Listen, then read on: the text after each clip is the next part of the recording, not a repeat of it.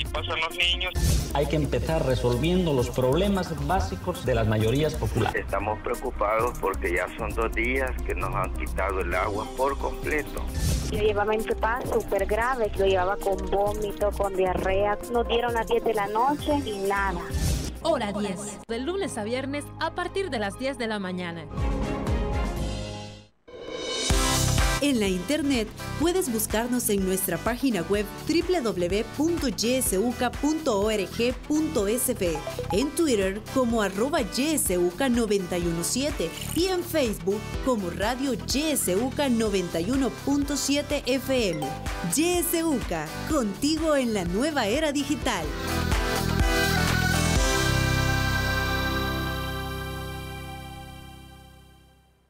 YSUCA 91.7 FM, la estación que celebra la vida.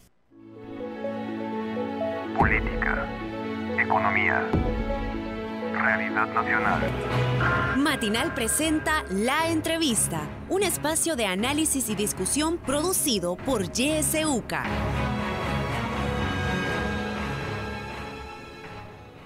Muy buenos días, gracias por acompañarnos un día más en el espacio de La Entrevista. Les saluda Kenia Gómez. Este día vamos a hablar sobre la crisis del sector agropecuario. Se encuentra con nosotros en la cabina de YSUCA Luis Treminio. Él es de la Cámara Salvadoreña de Pequeños y Medianos Productores Agropecuarios Campo. Le damos la bienvenida. Muy buenos días, Luis. Buenos días, Kenia. Un saludo a los amigos oyentes de YSUCA. Muchísimas gracias por estar con nosotros. Bueno, queremos abordar este importante tema, Luis, porque sabemos que a partir de la pandemia la economía de varios sectores pues ha sufrido algunos efectos negativos. Luego viene el tema también de la guerra Ucrania-Rusia y aumenta el problema económico en general, y hay algunos sectores que han resultado pues más afectados que otros. En el caso del sector agropecuario, ¿qué tipo de afectaciones hay a nivel económico u otro tipo de afectaciones que puedan estar experimentando? Sí, en primer lugar, para hablar de crisis tenemos que hablar de los antecedentes, y los antecedentes de esta crisis no es de ahorita, sino que la crisis del sector agropecuario viene desde el turno de la presidencia del presidente Cristiani, y desde ahí se empezó a desmontar todo el sistema agrícola del país.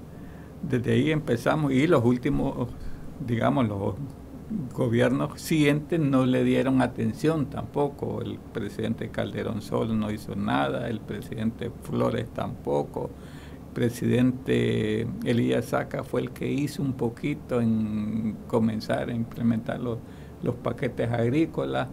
Después vino Mauricio Funes, que no hizo mayor cosa, sino que continuó dando los paquetes.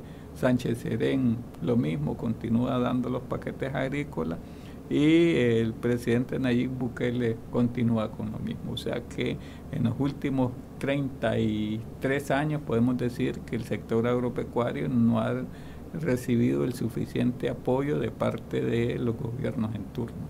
Entonces, el año pasado nosotros tuvimos una buena producción por el esfuerzo de los productores, los pequeños productores, y así ha sido año con año. O sea, además de todo ese problema que los gobiernos no han apoyado, tenemos una realidad que no podemos evitar, y es el cambio climático. El cambio climático está afectando a nivel mundial, y El Salvador no es la excepción de esa afectación. Hemos visto en este año, por ejemplo, quien va a afectar es el fenómeno de la Niña, o sea que va a haber demasiada lluvia. Hemos visto 4 meses supuestamente verano que prácticamente no ha habido un mes que no lloviera. Entonces vamos a comenzar el invierno, digamos, con el impacto del fenómeno de la Niña, con demasiada lluvia, y eso va a venir a afectar al sector agropecuario. Por otra parte, los precios de los insumos agrícolas se han ido disparando, en manera general un 70% para la producción en el caso de una manzana de maíz, por ejemplo. Hay productos que han subido hasta un 115%, otros han un poco menos, pero en manera general ha sido un 70% la elevación de los precios de los insumos agrícolas. ¿Ha habido justificación para el incremento? No hubo justificación. ¿Por qué? Porque la mayor parte de los importadores de insumos agrícolas traen el producto en los primeros 3 meses del año. O sea que en el 2021 trajeron todos los insumos que se iban a utilizar en el 2021 de enero a marzo. En el mes de septiembre se da el fenómeno que comienzan a subir sin una justificación, comienzan a subir los productos. Nosotros lo denunciamos ante los medios de comunicación, el gobierno y la Defensoría del Consumidor no hizo nada. Total que al 31 de enero tenemos el problema ese del incremento del 70% de manera general de los insumos agrícolas. Entonces creemos nosotros que ahora sí ya tienen la justificación. O sea, la justificación es que Ucrania y Rusia comienzan la guerra y son los dos de los principales productores de fertilizantes. Entonces, al estar en guerra, lógicamente van a tener un problema en cuanto a la producción de los insumos o de los fertilizantes. Y el otro problema es el problema del flete marino. O sea, como ha venido incrementándose y que al final de cuentas el año pasado el incremento en el flete marino fue de casi el 400% del valor en relación a los primeros meses del año en curso. Entonces, todo eso ha venido a dar, con ese parámetro es que vamos a iniciar el ciclo agrícola 2022-2023. Esto no es la justificación para que los precios de los cereales incrementen. Porque se tiende a vincular, ¿verdad? Se tiende a vincular. Entonces nosotros decimos no es la justificación. ¿Por qué? Porque El Salvador consume lo que produce el año pasado. El año pasado tuvimos una excelente producción. En el caso de maíz, por ejemplo, producimos 21.800.000 quintales, cuando la demanda de la producción del consumo es de 18.800.000 quintales. O sea, tuvimos un incremento o tenemos 3 millones de quintales ya para el siguiente año, ya para el 2023, digamos. Si lo va mal en este año, la producción, por lo menos tenemos ya 3 millones de quintales de maíz garantizado para el siguiente ciclo agrícola. Y si a esto le agregamos también todas las importaciones que hubieron, que al final de cuentas vamos a hablar un poco después de las importaciones, que es lo que más afecta al productor nacional. En el caso de frijol, por ejemplo, tuvimos una producción de 3 millones de quintales, cuando el consumo nacional es de 2.400.000 quintales, o sea que tenemos un margen todavía de 600.000 quintales. ¿Significa, Luis, que si vemos un aumento en los precios de estos granos no tiene nada que ver con la producción? No tiene nada que ver con la producción, sino que ya es la especulación, y por eso nosotros insistimos en la necesidad de la creación de una reserva estratégica. Se le hemos propuesto, y ya este es el 4º gobierno que le venimos proponiendo la necesidad de la creación de la reserva estratégica. Somos el único país de Centroamérica que no cuenta con una reserva estratégica. Estamos a la despensa de los comerciantes. Si al comerciante el día de mañana se le ocurre subir el precio, lo sube sin ninguna justificación, y la Defensoría del Consumidor brilla por su ausencia. Entonces, la otra cuestión es que nosotros hemos insistido durante el 4º gobierno también, que le hemos insistido en la necesidad de la creación de una política nacional agropecuaria. ¿Por qué una política nacional agropecuaria? porque no tenemos un rumbo estratégico definido. El sector agropecuario no tiene un rumbo estratégico definido. Estamos a lo que se le ocurre al ministro de Agricultura en turno. Y el problema es que el ministro que va llegando intenta borrar todo lo que hizo el ministro anterior, así sean del mismo partido, así sean de la misma tendencia ideológica, pero intenta borrar todo sea bueno o sea malo. Él llega con su línea de trabajo e intenta que no se parezca a la del ministro anterior. Entonces eso no le da un rumbo estratégico. Y máximo cuando los gobiernos, por ejemplo en el caso de Mauricio Funes, hubieron 3 ministros de Agricultura. Y este gobierno en 2 años también va por el mismo rumbo, ya lleva 3 ministros de Agricultura, y el que está en turno es interino, pues ni siquiera está nombrado permanente, sino que es un ministro interino. Entonces, como que existe la posibilidad que haya un 4º ministro de Agricultura. Esperemos que no sea así. Este ministro que está en turno ahorita conoce el sector agropecuario, ha venido trabajando con las organizaciones, tiene experiencia, fue el director de la Oficina de Política Sectorial del Ministerio, trabajó, fue el presidente del CENTA, o sea que sí conoce al sector agropecuario.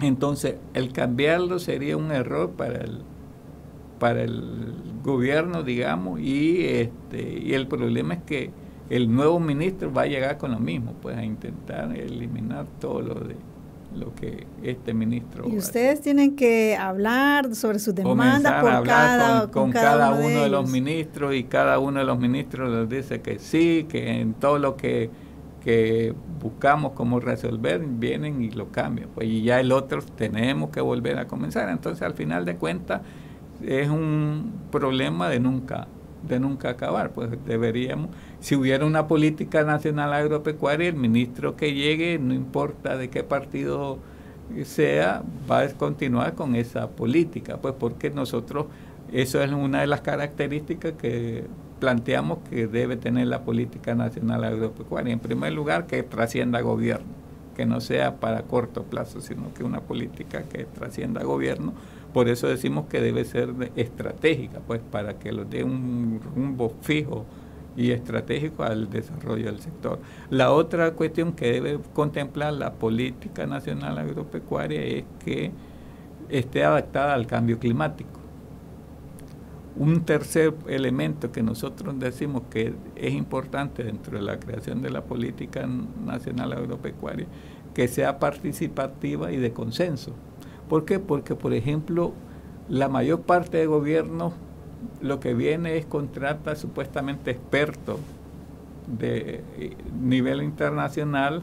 Ejemplo, en el caso de Mauricio Funes, por ejemplo, contrató gente de Brasil, hicieron un buen trabajo en la cuestión del plan de agricultura familiar, pero al final no tienen conocimiento de lo que pasa en el país. Por ejemplo, los de plan de agricultura familiar dejaron de por fuera el producto del sorgo. O sea, dijeron que el sorgo no servía para nada, que no debería estar dentro de la agricultura, y cuando sabemos nosotros que el sorgo lo utilizan en el sector agropecuario para alimentar las aves de corral, las aves que tienen las gallinas, todos los cerdos y todo eso, y además que es un complemento para la fabricación de concentrado para los animales también.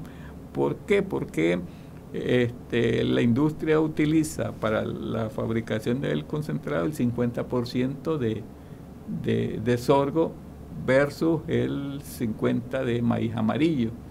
¿Y por qué? Porque el sorgo tiene muchas más cuestiones nutricionales que el maíz amarillo. Entonces, por eso es que se utiliza, y es importante la utilización del sorgo. Pero como la gente de Brasil fue el que hizo el plan de agricultura familiar, inclusive por eso fue que lo sacaron de los paquetes agrícolas, porque cuando estuvo el licenciado Mario Salaverría, que fueron que comenzaron a repartir los paquetes agrícolas, ellos daban paquetes para maíz, frijol y sorgo. a la llegada de Mauricio Funes se eliminó la entrega de semilla de sorgo para el sector agropecuario. Porque creían que no era importante. Creían que no era importante. Entonces por eso decimos que debe ser participativo y de consenso con la gente que en realidad esté en el campo, pues, y conoce las necesidades que nosotros tenemos y que hay en el campo. Sí. Luis, hablando de este aumento que hay en los insumos agrícolas, que usted ya nos lo dejó claro, que inició este aumento desde septiembre, ¿verdad? Sí. Del año pasado, pero que sí, digamos, de alguna manera ha afectado a los productores por este aumento bastante alto. ¿Esto podría de alguna manera limitar la próxima producción? Aunque usted ya nos dijo que sí tienen, ¿verdad?, ya producción, pero ¿podría limitar la próxima producción de granos? Sí, nosotros estamos hablando de las posibilidades de una crisis alimentaria, de no hacerse nada para resolver el problema de los insumos agrícolas.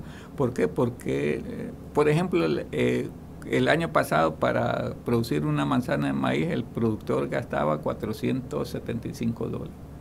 Este año, al 31 de enero, y insisto al 31 de enero porque el 31 de enero no había iniciado la guerra de Ucrania-Rusia,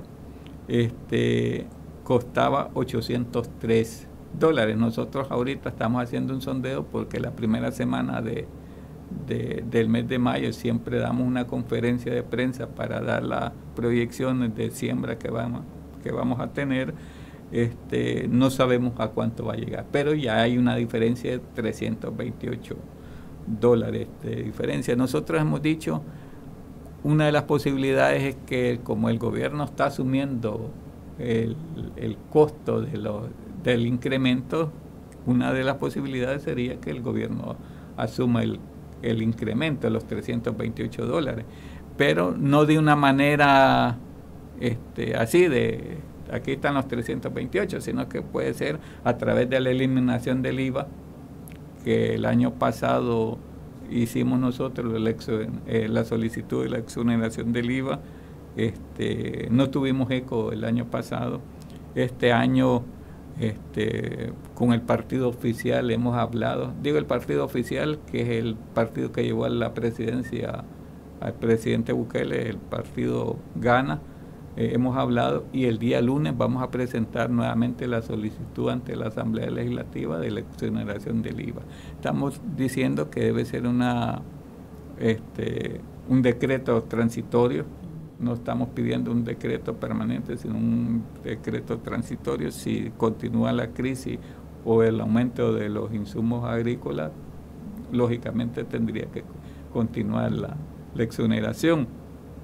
Pero si se logran estabilizar los precios y se logra, el decreto lógicamente debe caducar, pues entonces no estamos pidiendo nada que esté fuera del alcance del gobierno. Lo que se necesita es voluntad política de parte del gobierno. Y desde ya le hacemos un llamado a la fracción de Nuevas Ideas para que apoye a la fracción de Gana en la exoneración del IVA. La otra cuestión que hemos dicho es que deberíamos buscar un mecanismo de cómo ir sustituyendo los agroquímicos por productos o abonos orgánicos, ecominerales, y que son mucho más mucho más baratos, que son mucho más saludables con las personas, son más como más protegen más el medio ambiente. Podemos recuperar los suelos con utilización de abonos orgánicos porque tenemos suelos completamente degradados. Entonces necesitamos tomar medidas en el asunto, pues buscar todas las alternativas que tenemos. Por ejemplo, aquí hay una mina o una cantera que produce ecominerales, tiene 60 minerales. Esa es una de las única en Latinoamérica y tenemos la dicha de nosotros de tenerla aquí en El Salvador. Pues ejemplo, para producir una manzana de maíz decíamos que necesitamos 4 sacos de fórmula. El saco de fórmula ahorita está en $115 y podemos sustituirlo con 4 quintales de esto, que el precio del quintal de este ecomineral anda entre 11 y 13 dólares. No estoy haciendo propaganda para que no vayan a creer que estoy haciendo propaganda, sino simplemente que es una alternativa un poco más económica y vamos a ir resolviendo el problema de los agroquímicos. Pues, ¿por qué? Porque ¿qué pasaría si China se mete al conflicto o a la guerra entre Ucrania y Rusia? Quedamos sin posibilidades de fertilizantes. ¿Por qué? Porque los 3 países principales productores de fertilizantes es Ucrania, Rusia y China. Al meterse China en eso, quedamos sin posibilidades de abastecimiento. Y el problema es que este año los importadores no se han abastecido de ese producto, o sea que no hay el suficiente fertilizante en el país para poder resolver la necesidad del consumo de fertilizante para el ciclo agrícola 2022-2023. Sí. Y hablando de los importadores, Luis, estas medidas que se tomaban también desde la presidencia, que iban enfocadas en ayudar a estos sectores, ¿sí ha sido beneficioso? No, ¿por qué? Porque, a ver, suspendieron o eliminaron los aranceles de los insumos agrícolas o los fertilizantes. Los fertilizantes no tenían arancel. O sea que al final de cuentas no hay ningún beneficio. No hay ningún beneficio, pues, porque los aranceles se les suspendieron o se terminaron de liberar en el 2019 con la entrada en vigencia del Tratado de Libre Comercio. Ya no tienen aranceles los insumos agrícolas. Hay algunos foliares que tienen arancel, pero es el 5% y son los que menos utilizan los productores nacionales. Entonces, al final de cuentas, estas medidas no vinieron a beneficiar al productor nacional. La otra cuestión que exoneraron los aranceles a las frutas y hortalizas, que tampoco tenían porque son provenientes de Centroamérica. El único que tenía aranceles es el maíz blanco, y esa medida, en vez de beneficiar al productor, lo perjudica. ¿Por qué? Porque los ponen a competir contra maíz que es totalmente subsidiado. Por ejemplo, en los Estados Unidos el maíz tiene un subsidio del 60%. Y aquí no tenemos. Le decíamos, el año pasado un quintal de maíz costaba producirlo $16.29. Este año, al 31 de enero, según nuestros datos, un quintal de maíz va a costar producirlo $25.58.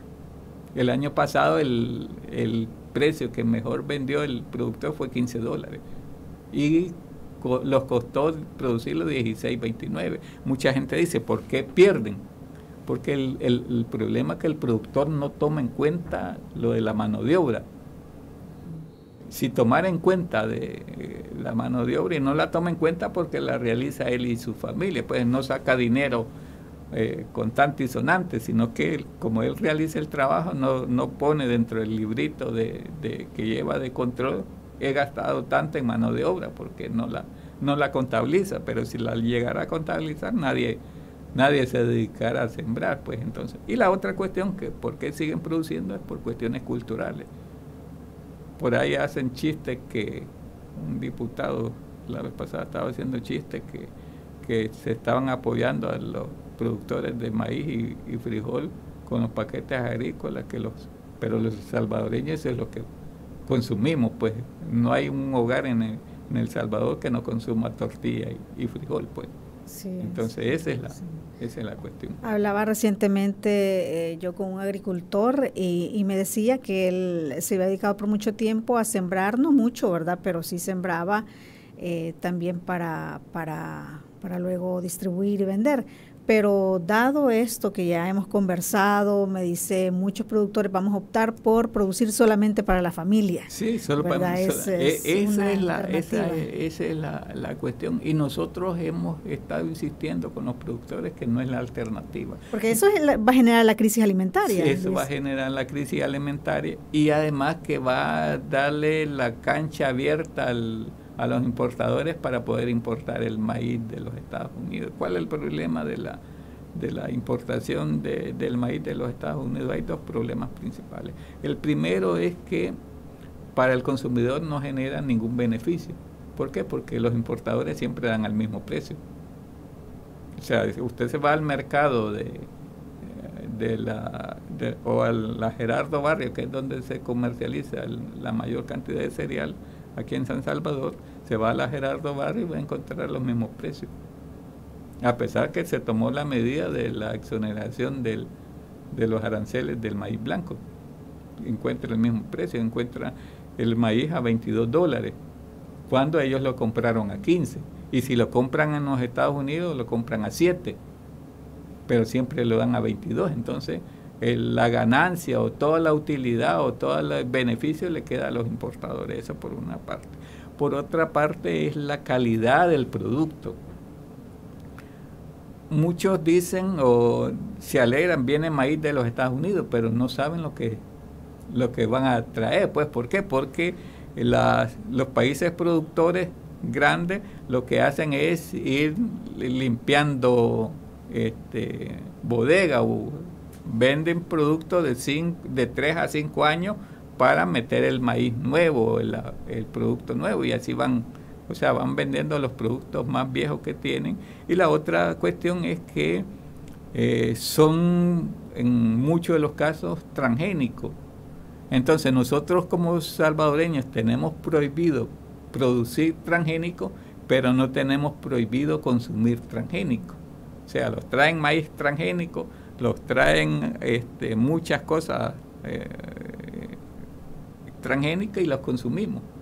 Y mucha gente dice, estamos consumiendo bien, estamos recibiendo bastante o comida sana, pero en realidad es mentira. O sea, son hechos de transgénicos. Todos los Kellogg y todas esas cereales que los traen son hechos con productos transgénicos, y nuestros hijos con eso desayunan. Entonces ese es el problema principal. Que el transgénico es malo, no está probado científicamente, que no es malo, que sea malo para la salud, pero al final se vuelve como malo para el productor nacional, porque al producir transgénico producen, digamos, por una manzana un promedio de 120 quintales. Y nosotros, según el Ministerio de Agricultura, nuestra producción promedio es de 50.2 quintales de maíz por manzana. Entonces ese es el problema, pues se vuelve en competencia desleal en traer transgénico a competirlo contra maíz nacional. Sí. Luis, ¿qué tan grave podría ser esta crisis alimentaria que pudiera enfrentar El Salvador? Ya hemos visto algunos datos que ha dado la CEPAL, por ejemplo, pero pues ustedes que están en el día a día de esta situación, ¿qué tanto deberíamos preocuparnos los salvadoreños? Porque en algún momento va a haber una crisis de alimentos. No quiero meter a que digan Luis Treminio dijo que va a haber, sino que creo que estamos en el momento que podemos resolver el problema de la crisis. Creo que si el gobierno empieza a trabajar en coordinación con nosotros, le estamos diciendo no los regalen nada, pero dennos la oportunidad también de tener utilidad en nuestro trabajo. Pues le estamos diciendo, miren señores, no le estamos quitando el negocio a los importadores, que sigan ganando, están en su derecho, pero por lo menos deberían de poner un límite en la ganancia, como hicieron con la medicina. O sea, controlar los precios, no los precios, sino la ganancia. O sea, si vos compras a $100, no vas a dar a 300. Sí. O sea, buscar cómo controlar lo que cada importador pueda ganar, y es lo que estamos diciendo. O sea, no estamos en contra de que cada quien realice sus negocios, pero que también, así como ellos tienen derecho a ganar, nosotros también tenemos derecho a buscar, por lo menos sacar los costos de producción. Claro, sí es. Vamos a hacer una pausa en este momento. Cuando regresemos vamos a continuar hablando sobre este tema, pero también usted va a tener la oportunidad de participar. Ya regresamos. Sintoniza Radio YSUCA en el 91.7 del FM. La voz con vos.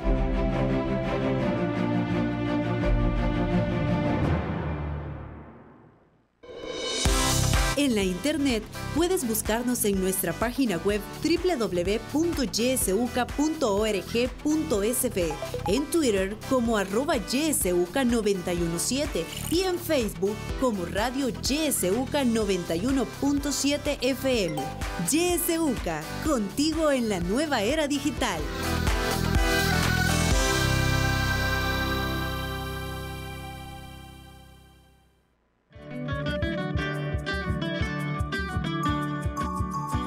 Somos la estación que te acompaña siempre. YSUCA, la voz con vos. YSUCA, siempre con vos. 91.7, la voz con vos.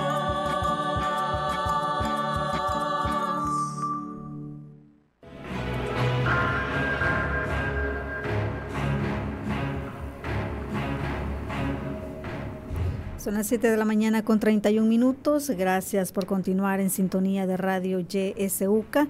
Estamos hablando sobre la crisis del sector agropecuario y nos acompaña Luis Treminio. Él es de la Cámara Salvadoreña de Pequeños y Medianos Productores Agropecuarios Campo. Si usted quiere hacer alguna pregunta a Luis relacionado al tema, alguna duda que tenga, algún comentario, puede hacerlo marcando nuestros números 2275-9501, 2275-9502 o enviar su mensaje o su audio también al WhatsApp 7571-2779.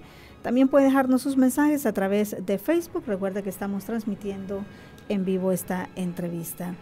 Tenemos algunos mensajes que nos llegan vía Facebook. Dice Reinaldo Casteros: ¿cuál es el diagnóstico para la agricultura para los próximos 3 años y 10 años?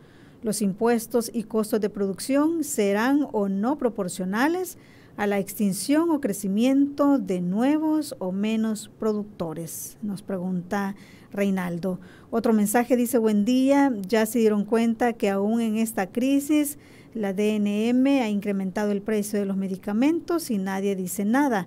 En este momento andan todos los laboratorios cambiándole los precios en las farmacias a los productos colocados. Saludos. Juan nos dice: el tema de las ganancias de lo importado está bien, pero en lo que se cultiva acá debe acordarse la distancia entre el agricultor y los consumidores finales. Tenemos una llamada. Buenos días. Sí, muy buenos días. Primeramente, he escuchado lo que está diciendo allí el señor ponente y una pregunta me surge. Cuando él dice de que yo siento de que el problema es, ¿verdad? Sincero, gran conocedor, el problema es que aquí no hay una política alimentaria, por decirlo así. Desde, como dice, cada gobierno en turno hace su programa alimentario, pero como también se ha propuesto una existencia de, como él dijo una palabra, pero yo le voy a decir, como una reserva técnica alimentaria, lo que era el IRA hace tiempos, digamos, ¿verdad?, para la población. Entonces, cuando el Salvador no produce su misma comida, por su mismo producto, por decirlo así, pues sí, tiende a importar, a comprar. Entonces quiere decir de que a los gobiernos, y que no se escapa, es que le sale mejor el negocio corrupto con los compradores. O sea, que hay un convenio porque le compran el maíz transgénico a los Estados Unidos, pero solo a ellos, al precio que ellos ponen, no al precio que el comprador va a querer. Por un ejemplo que termino con esto, el café antes, digamos, Brasil era el mayor exportador de café hacia los Estados Unidos, pero Estados Unidos, el quintal, por decirlo así, el Brasil se lo vendía, un ejemplo, ¿verdad?, $30, pero Estados Unidos le decía, no, yo te doy 15. Entonces, ¿será ese el problema con El Salvador también? Si hay convenios con Estados Unidos, ¿y por qué no lo pueden haber con otros países? Muy buenos días, muchas gracias. Bueno, muchísimas gracias por su participación. Tenemos otra participación, adelante. ¿Aló? Sí. Buenos días. Buenos días. Es bien importante hablar de la agricultura, porque sinceramente la ley de la alimentación, este gobierno no le ha dado prioridad, porque a la vez de la ley del agua tiene que ir la ley de la seguridad alimentaria.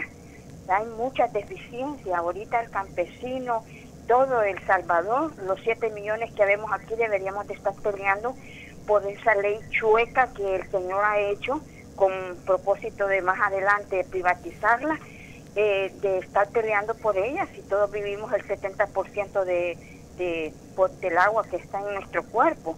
Por lo tanto, también los agricultores tendrían que haber soportado las vacas secas y las vacas gordas cuando se llenaban de dinero en la caficultura. Fíjese que no hay cosa más compatible y más maravillosa, árboles frutales y todo eso, y nos proveía de agua, que era la producción de café. Yo no sé por qué no le han dado prioridad. El Sánchez Serén quiso darle, porque Sánchez Serén también les ayudaba con calidad de semilla, ¿cómo le llaman? Capital semilla, les daba bastante, digamos, abono, pero este gobierno le ha rebajado a la agricultura de 12 a 14 millones de dólares, teniendo como prioridad la agricultura para esa ley alimentaria. Por lo tanto, sinceramente, deberíamos de estar luchando. Fíjese que hay una extinción de dominio, en lugar de hacérselos a los narcos, a la gente que roba tierras. ¿Por qué se lo están haciendo a los agricultores que están produciendo, los pocos que les quieren quitar las tierras de la reforma agraria? Ahí hay unos de renombre, hasta Bukele quiere quitarle las tierras a una cooperativa. No se la dejen quitar. Mejor luchemos por una segunda cosa del área de reforma agraria. Falta una segunda reforma agraria, hay que pelearla. Muchas gracias y feliz día. Feliz día, muchísimas gracias. Nos llegan más mensajes. Dice, el precio de las tortillas ha subido. Hay personas que las hacen más pequeñas o dan menos por la cora. Pero si Luis plantea el precio para el productor, que según escucho serían más caras. Dice, salimos más fregados los consumidores. El frijol también más caro. Dicen que porque los productores han sembrado menos. Susana Durán dice, buen día. ¿Sabe usted qué tanto el gobierno está apoyando a la agricultura de este país? Es una pregunta. Francisco Gutiérrez nos dice, si es dañino el consumir transgénicos, ya que modifican los genes de los productos agropecuarios, agregando venenos contra las plagas, y eso lo consumimos, no hay que decir que se puede consumir. Tenemos otros audios, vamos a escuchar. Muy buenos días, Kenia. Muy buenos días a Luis. Yo recuerdo que hace algunos años se hablaban de unos espacios o tierras ociosas. La pregunta es, ¿existen todavía esos terrenos, esos espacios? Y si pudiera desde una política pública destinarse esos espacios o esos terrenos para la producción, sería una producción que vendría a beneficiar a los productores y a los salvadoreños. Muy buenos días. ¿Tenemos un audio más? Buenos días a los radioescuchas, buenos días al exponente, buenos días Radio UCA. Realmente el tema que se está abordando en este momento es un tema de mucha trascendencia y de mucha importancia para la realidad de nuestro país. Y es importante aclarar que el ser humano prácticamente y su existencia depende del cultivo de los alimentos. Y esto es históricamente desde que se hicieron los primeros asentamientos. Los gobiernos deben de ser conscientes y darle la importancia a los productores de alimentos y sobre todo a los de su propio país. Considero que se tienen que mejorar las políticas y se tienen que mejorar sobre todo los beneficios que tiene y la labor y el aporte que hacen a la sociedad los agricultores. El tema de las importaciones, el tema del coste de la producción de alimentos se debe de analizar muy bien. Deben de tenerse políticas alimentarias que realmente en esta actualidad no se tienen. Garantizar los alimentos para la población debe de ser una prioridad, así como garantizar la seguridad, garantizar la educación y garantizar la salud. Es algo bien importante y debe de ser prioridad para este país. Y yo creo que debe de ser la que debe estar a la cabeza junto con la salud y la seguridad. Entonces, felicito a los productores de alimentos por su labor que hacen. Lamento que no se les haya beneficiado en los últimos años, sobre todo por el incremento de los costos. Debe de crearse un subsidio realmente para poder garantizarle a la población que podamos consumir los productos nacionales. Muchas gracias y sigan apoyando las labores de prosperidad en este país. Bueno, muchísimas gracias a todos por sus participaciones. Le cedo la palabra a Luis para que pueda dar respuesta. Sí, nosotros somos del criterio que hay que luchar por crear la ley de soberanía y seguridad alimentaria. Y así bajo esos términos, soberanía y seguridad alimentaria. ¿Por qué? Porque el problema es que los gobiernos dicen vamos a crear una ley de seguridad alimentaria y entonces con esa política de crear una ley de seguridad alimentaria a ellos no les importa traer los alimentos de donde sea. O sea, no se protege al productor nacional. Entonces esa ley debe estar encaminada a fortalecer y a modernizar la agricultura nacional y que nuestros productos lleven una prioridad sobre los alimentos o productos que vienen de fuera del país, pues sobre las importaciones. Nosotros también hemos dicho muchas veces que lo que hace falta aquí es voluntad política de parte del gobierno o de los gobiernos para no caer en que el gobierno actual diga están contra nosotros y no estuvieron contra los otros. O sea, campo ha sido una de las características que ha estado hablando durante los últimos 4 gobiernos y nadie los puede decir ustedes apoyaron al gobierno de derecha o ustedes apoyaron al gobierno de izquierda. Si hay cosas buenas que hace el gobierno, nosotros las decimos, pero también decimos las cosas malas, pues no firmamos cheques en blanco, sino simplemente utilizamos los medios de comunicación para denunciar los problemas y de dónde lo están apretando los zapatos. Entonces esa es la cuestión.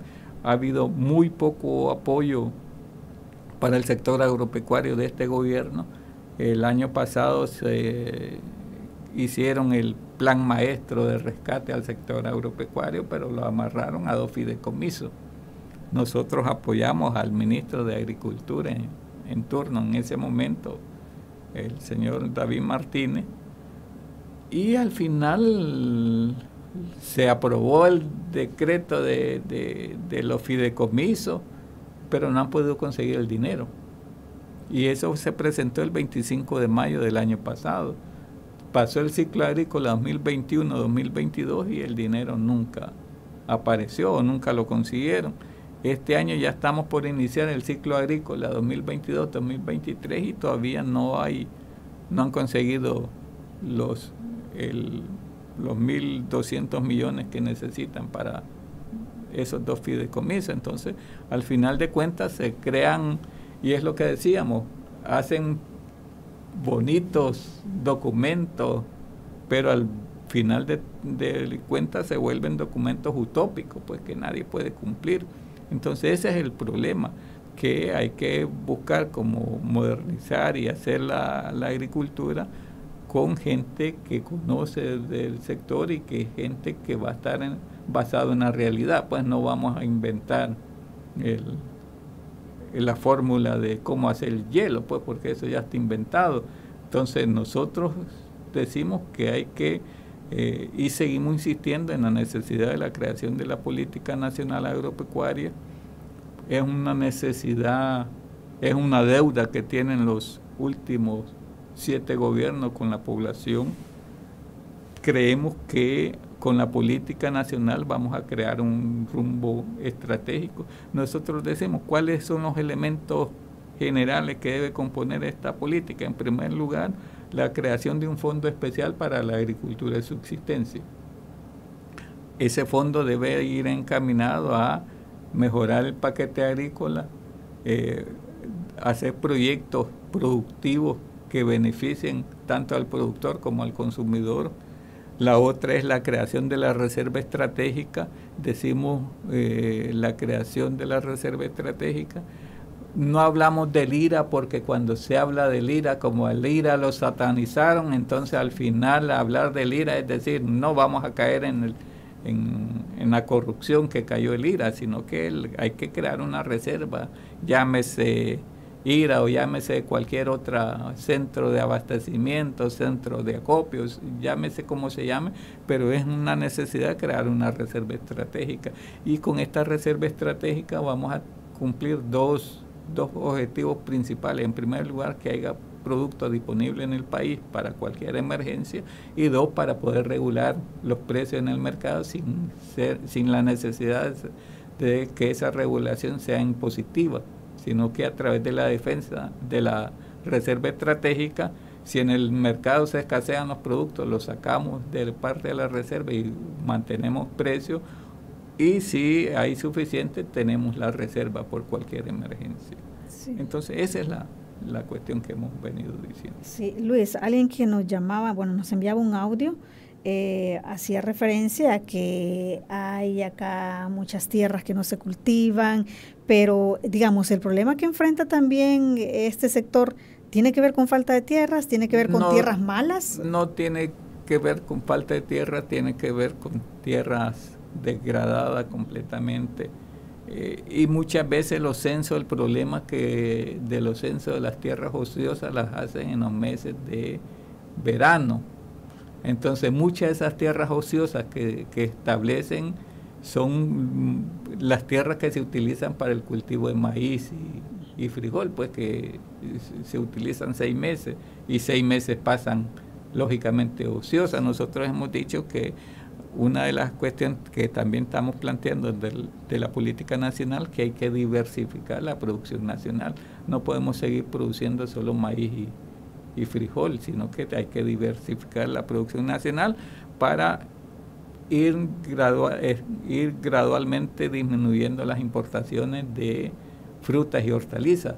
En frutas y hortalizas solo producimos el 10% de lo que consumimos, el 90% viene de fuera del país. Entonces necesitamos cambiar esas medidas, pues por lo menos llegar 50-50 o de aquí a unos 20, 30 años, decir, El Salvador está produciendo todo lo que consume, pues, o sea, nosotros no estamos en contra de las importaciones, pero sí tenemos que, y hemos dicho muchas veces, se lo hemos dicho a la Asamblea Legislativa, al Ejecutivo, que las importaciones hay que regularlas. Hay productos que no necesitamos importar, y uno de esos es el maíz.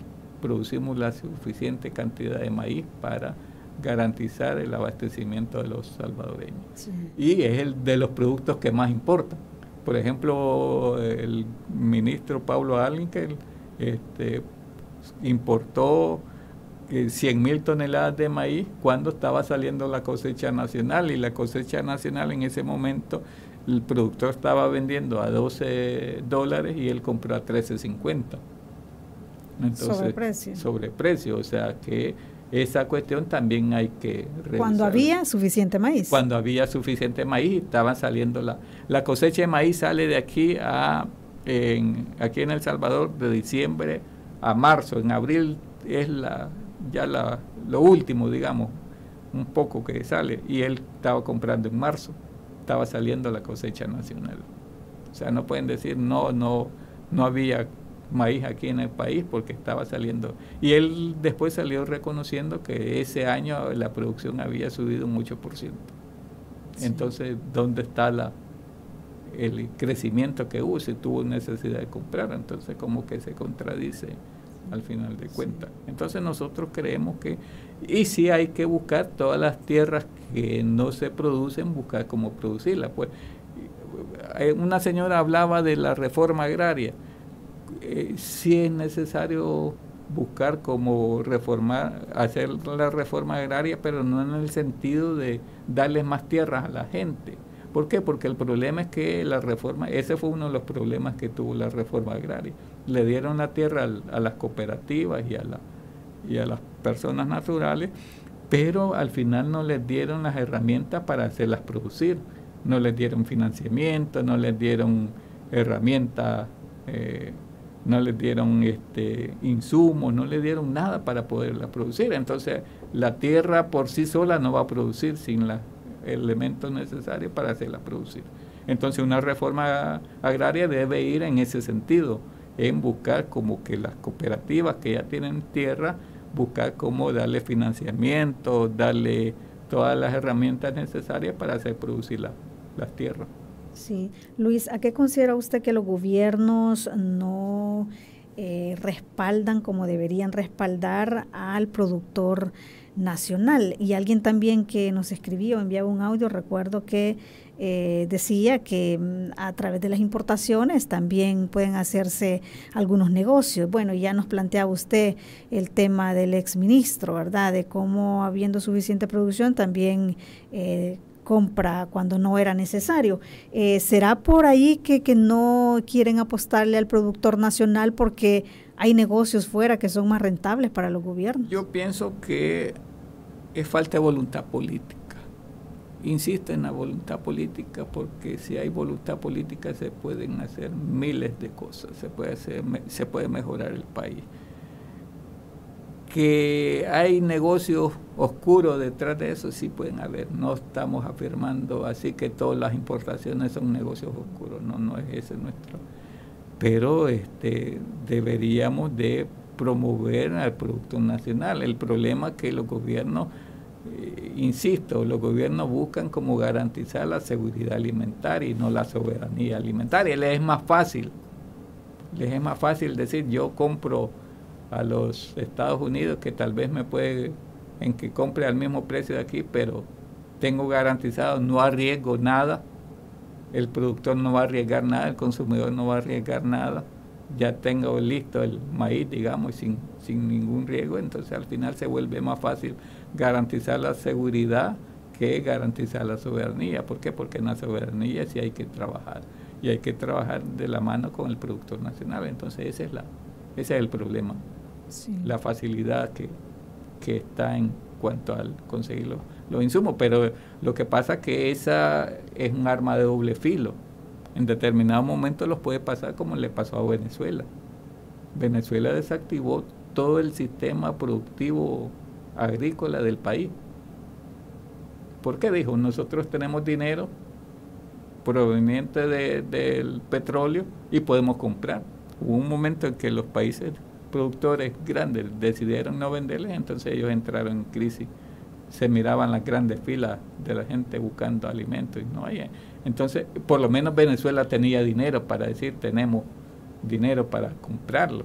Pero nosotros, ¿qué pasaría si los gobiernos o los países productores grandes cierran fronteras? ¿Qué vamos a hacer? No tenemos alternativa. La alternativa de aquí, de El Salvador, es garantizar la soberanía alimentaria. Esa es la alternativa. Incluso la ley de seguridad y soberanía alimentaria está archivada, la mandaron al archivo, no se ha seguido discutiendo. Entonces, como que hace falta eso, la voluntad política, y la archivan porque venía proveniente de otras asambleas y de otros gobiernos. Entonces, al final es lo mismo que pasa con la agricultura. Como viene, si alguien de la derecha le hacía propuesta a la izquierda de cualquier cosa, por muy buena que sea, no la tomaba en cuenta por cuestiones políticas, ideológicas. Y el problema de la agricultura no es un problema ni de izquierda ni de derecha, sino que es un problema de todos.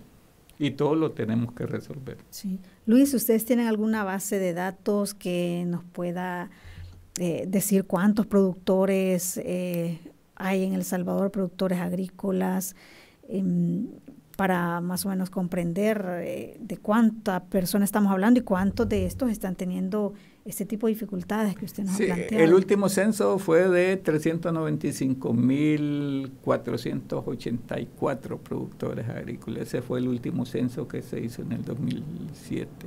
Creemos que en este momento hay un poco más. Los gobiernos, por ejemplo, dan 400.000 paquetes agrícolas. Hay algunos que han dado 420.000 en el caso de que después dicen que son 600 y algo porque duplican a los que le dan maíz, también le dan paquetes de frijol, pero al final son 420,000. O sea, en ese perímetro andamos de 395, que fue el último censo, a 420,000, que es la... Y si lo multiplicamos por cada familia, porque el paquete agrícola, por ejemplo, se lo dan a uno de la familia. Si lo multiplicamos por 6, que es el promedio de familia, ya son más o menos 6 por 2.400.000 personas que viven del sector agropecuario. Estas 395,000 personas que se dedican a estos cultivos, ¿es suficiente, podríamos decir, para hablar de soberanía alimentaria en El Salvador? Sí, con el apoyo. Lo hemos hecho, hemos garantizado el maíz y los frijoles del pueblo sin necesidad de apoyo del gobierno, ya no digamos con el apoyo del gobierno y con el apoyo de otras instituciones. Pues. O sea, la cooperación, el gobierno también debe orientar que la cooperación internacional vaya encaminada a la producción. Sí. Usted ha mencionado como algunas de las medidas o alternativas que se deberían tomar, pues esta ley de soberanía alimentaria, que es importante, pero a corto plazo, Luis, ¿qué medidas deberían de implementarse? Usted ya hablaba de esta reserva estratégica, también mencionaba de la exoneración del IVA. ¿Qué otra medida, pero que podría ayudarles a ustedes de manera pues inmediata? De manera inmediata, buscar como que el gobierno cubra los $328 que incrementaron los insumos agrícolas. Ya con eso logramos garantizar una producción igual al año pasado. ¿Ya han hecho ustedes la propuesta directa al actual ministro? Sí, al actual ministro. Lo que pasa que nosotros el lunes 7 de marzo lo sentamos en el Ministerio de Agricultura con el ministro David Martínez y con la comisionada presidencial y le planteamos esta solución. A los 2 días estaban cambiando al ministro de Agricultura. A este ministro no se lo hemos planteado así, pero ya lo tiene el gobierno a través de la comisionada presidencial. Entonces ya está en la cancha del gobierno hacer esto. Incluso le planteamos la necesidad de la exoneración del IVA también. Sí. Ahí, entonces, lo que estamos pidiéndole ahora, a lo inmediato, que el lunes a la bancada de Nuevas Ideas apoye la propuesta que va a hacer Gana a solicitud de campo de la exoneración del IVA, y con eso vamos a ver si hay voluntad política o no hay voluntad política de parte de... ¿Esta propuesta la van a llevar la próxima semana? El lunes vamos a llevar la propuesta de la exoneración del IVA. El lunes a las 10 de la mañana vamos a presentarla. La va a presentar los diputados de Gana. Es el partido oficial, es el partido que llevó al presidente al gobierno, en que él diga que es de Nuevas Ideas, pero según la Corte Suprema de Justicia, él pertenece a Gana y no puede salirse de Gana mientras no reformen esa decisión de la Corte Suprema de Justicia. ¿Por qué recurrieron ustedes a un diputado de Gana para hacer esta propuesta? Porque lo hemos hecho, no es el primer año, lo hicimos a través de Arena, lo hicimos a través del Frente y nunca hemos tenido el apoyo suficiente. Dicen que no hay dinero, pero por ejemplo hay subsidios para los buses y los buses no dan el servicio adecuado que deberían darle a la población. Entonces pensamos que a través de Gana podemos por lo menos discutir, y ahí sí vamos a ver si hay voluntad política. Y lo llevamos a través de Gana porque nosotros consideramos que es el partido en el gobierno. Muy bien. Muchísimas gracias, Luis, por haber estado con nosotros, haber abordado este tema que ya escuchó las participaciones, realmente le preocupa a la gente y es muy importante. Sí. Gracias. Gracias, Kenia, y un saludo nuevamente a los oyentes de YSUCA. Así, muchísimas gracias a usted también por haber estado en sintonía de esta entrevista. Le invito a que nos visite en nuestro canal de YouTube y también que esté pendiente siempre de la transmisión a través de Facebook Live, donde puede volver a ver y a escuchar esta entrevista y también a compartirla. Muchísimas gracias, que tenga buen día.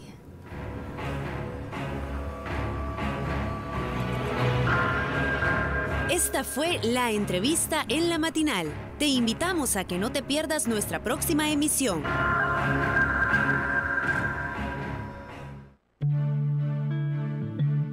Radio